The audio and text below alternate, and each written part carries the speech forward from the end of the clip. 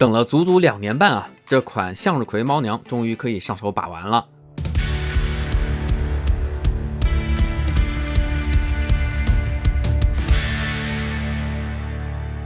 大家好，欢迎收看章鱼的玩具。这次大火鸟出品的向日葵拿到手上，给我的第一观感就是好大一只，主体17.8厘米的高度，如果比例是1:10，就是1.8米了啊。和1:12的奶茶对比呢，这款向日葵是一个修长的很高的御姐体型，两个比例的人偶放在一起，躯干大小挺接近，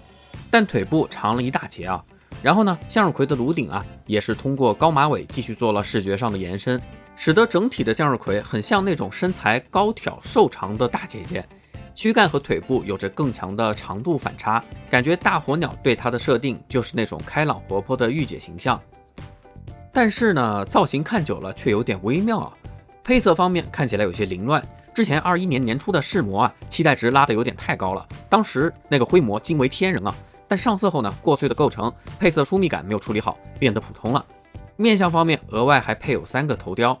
替换方式很经典，先取下刘海的固定，再替换上需要的面部，再把刘海零件安装回去就可以了。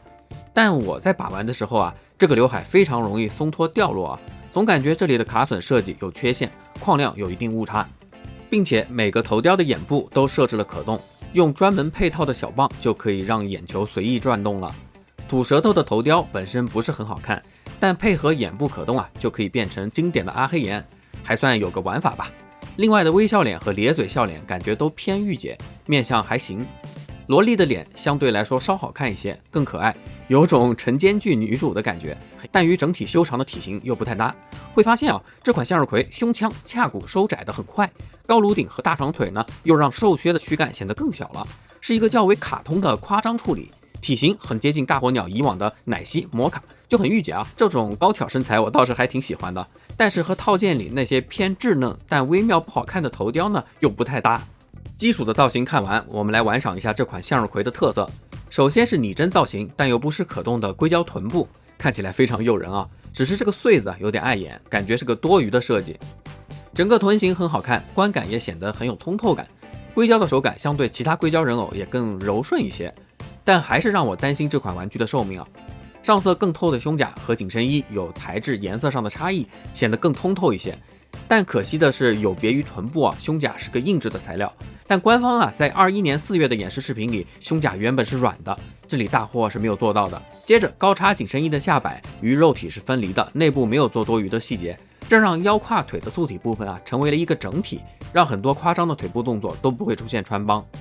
并且刚才玩过的可动眼部、身上的亮色点缀，甚至是臀腿的肉体，都有荧光色的隐藏玩法。整体的可动表现还是不错的，基本够用。耳朵也能进行轻微的翻折可动，马尾辫有很大的可动范围，但会让头啊重心不稳。尾巴是软胶的，里面有铁丝，可以弯折出很多造型。只是呢，手肘的部分只有90度的可动范围，有所局限。膝盖也是如此啊，不能做到很大的屈膝范围。肩胛、尖刺、腰部的装饰穗子，还有高跟鞋鞋跟部分都是偏软胶的材质，能有效避免磕碰和损坏。坏处就是脚跟就站不稳了。除开本体啊，其余的配件比较少。首先是特点配件，赠送了更为飘逸的刘海发型，但似乎并没有提升什么视觉效果啊。编号小卡片很精美，上面的唱片似乎点明了角色的音乐主题。不得不说啊，这次大火鸟的包装印刷是下足了功夫的，很精致。套件里唯一的装备就是这把巨剑了，设计和角色是相呼应的，剑身上呢有着音乐喇叭的元素。武器分解后啊，剑柄甚至可以变成一个麦克风。